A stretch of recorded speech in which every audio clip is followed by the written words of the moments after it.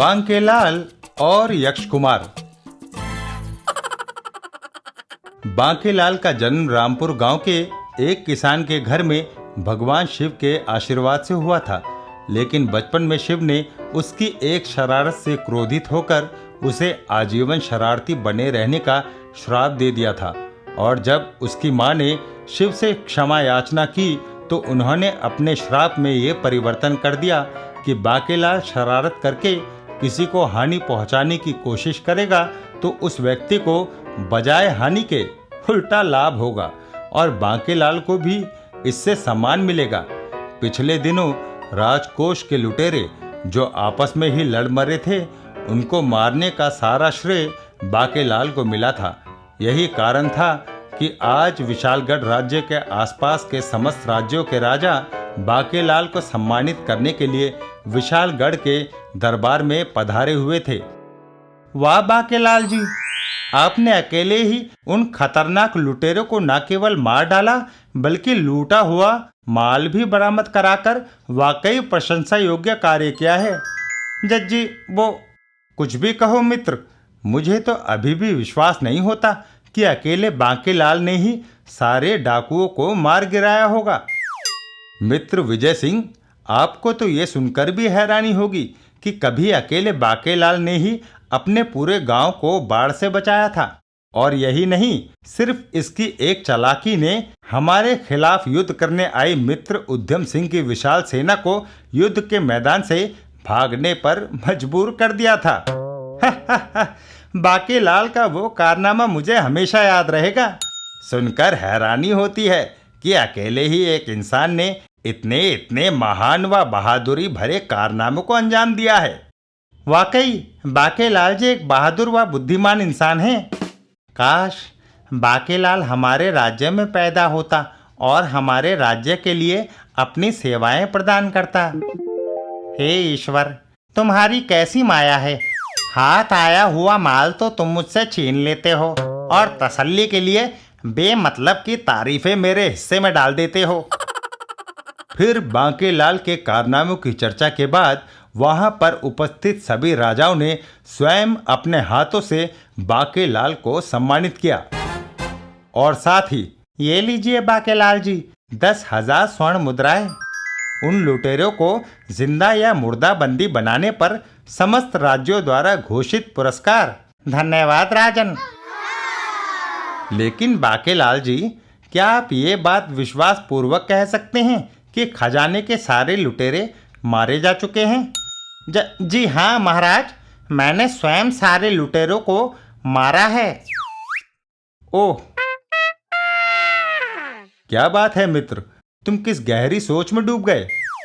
मैं सोच रहा था कि काश यदि बांकेलाल ने उन लुटेरों में से एकाध को जीवित पकड़ने की कोशिश की होती या उन्हें मारने से पूर्व उनसे उनके अड्डे की जानकारी ले ली होती तो क्या होता? तो शायद हम उस खजाने को भी ढूंढ निकालते जो लुटेरे पहले उधमपुर, रूपनगर, शक्तिनगर व अन्य राज्यों से लूट चुके थे। ओह, बात तो आपकी ठीक ही लगती है, लेकिन अब किया ही क्या जा सकता है।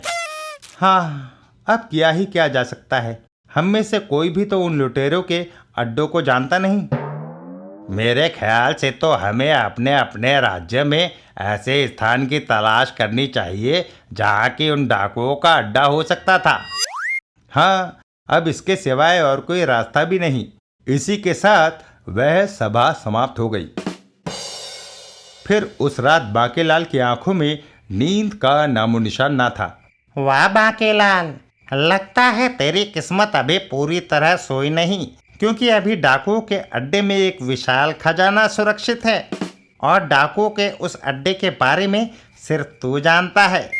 बेशक डाकू तुझे तेरी आंखों पर पट्टी बांध कर ले गए थे, लेकिन चूंकि एक बार तू उनके अड्डे को देख चुका है, अतः थोड़ी सी खोज करने पर तू उनके अड्डे तक पहुंच सकता है।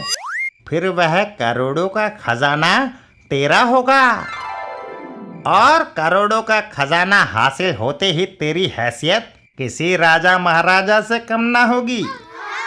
ये बात दिमाग में आते ही बांकेलाल की आंखें बुरी तरह चमकने लगी। फिर उसने मन ही मन निर्णय लिया, मैं उस खजाने की खोज अवश्य करूंगा। और फिर दूसरे दिन सुबह होते ही बांकेलाल राजा विक्रम सिंह के पास पहुंचा। महाराज की जय हो। आओ आओ बांकेलाल, कहो सुबह सुबह हमारे पास आने का क्या कारण है? महाराज, रात मेरे मन में इच्छा जागी कि मैं देश प्रदेश का भ्रमण करूं, सो आपसे आज्ञा लेने चला आया। वाह, ये तो बड़ा ही नेक ख्याल आया है तुम्हारे मन में। मैं अभी ही तुम्हारी यात्रा का प्रबंध करवाता हूँ। फिर राजा ने तुरंत ही अपने महामंत्री को बुलवाया। महामंत्री जी, बांकेलाल भ्रमण करना चाहते हैं, अतः इनकी यात्रा का प्रबंध राज्य की ओर से किया जाए। जो आज्ञा महाराज। और फिर थोड़ी देर के बाद सफर के लिए कुछ जरूरी सामान के साथ बांकेलाल खजाने की खोज में निकल पड़ा। वाह बांकेलाल, बन गया तेरा काम। तेरी ये यात्रा मुफ्त में होगी। हे प्रभु, जल्दी से मुझे उन डाकुओं के अड्डे तक पहुंचने की राह दिखा दे। खजाना प्राप्त होते ही मैं तेरे मंदिर में रोज एक लोटा ताजा जल चढ़ाया करूंगा। बांकेलाल दिन में प्रदेश के जंगलों की खाक छानता और रात किसी नगर के सराय में गुजारता। और इसी तरह देश प्रदेश भटकते भटकते एक दिन, ओह, लगता है आज मैं रास्ता भटक गया हूँ। अब मैं क्या करूँ?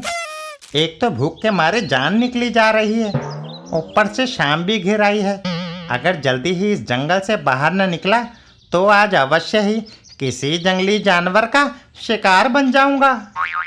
मन में तरह तरह की शंकाएं लिए बांकेलाल एक और बढ़ ही रहा था कि तभी शिव जी ब्याहने चले पालकी सजाए के। अरे, लोक संगीत! लगता है पास ही कोई बस्ती है जहां से गीत की आवाज आ रही है।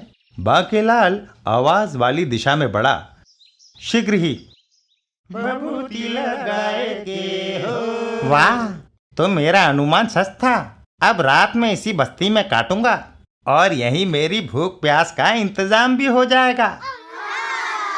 फिर जब वह बस्ती वालों के बीच पहुंचा तो, अरे भाई, तुम लगता है कोई परदेसी हो। जी हाँ, मैं एक मुसाफिर हूँ और रास्ता भटक जाने के कारण आज यहाँ आप लोगों के बीच में हूँ। और आप लोगों से उम्मीद करता हूँ कि आप लोग मुझे रात यहीं व्यतीत करने की इजाजत देंगे। अवश्य मुसाफिर, आज इस बस्ती के सारे लोग मिलकर महाशिवरात्रि का उत्सव मना रहे हैं। तुम भी इस उत्सव में शामिल हो जाओ। आप लोगों के साथ इस खुशी में भाग लेकर मुझे बहुत खुशी होती, लेकिन मैं सफर के कारण काफी थक चुका हूँ। अतः यदि आप लोग मुझे भोजन आदि करा दें तो मैं विश्राम करूँगा। हैं? आए हैं? बांकेलाल के मुंह से भोजन शब्द सुनते ही बस्ती वाले एक दूसरे का मुंह देखने लगे। क्या बात है भाइयों, क्या आप लोगों ने कभी भोजन शब्द नहीं सुना या इसका मतलब नहीं जानते?